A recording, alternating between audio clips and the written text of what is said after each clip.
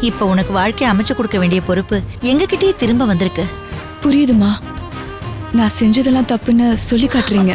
அப்படி இல்லடி. அப்படிதான், நீங்க சொன்னதுக்கு அர்த்தம் அதுதான். நான் அஸ்வினை மறந்துட்டேன். போதுமா?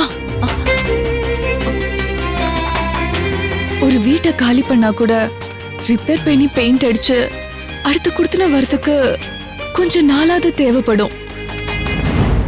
அப்படி இருக்கும்போது என் மனசை மட்டும் எப்படிமா உடனே மாத்த முடியும்? தயவு செஞ்சு கல்யாண பேச்செல்லாம் கொஞ்ச நாளைக்கு எடுக்காதீங்க. நான் இந்த வீட்ல இருக்கணுமா வேண்டாமா?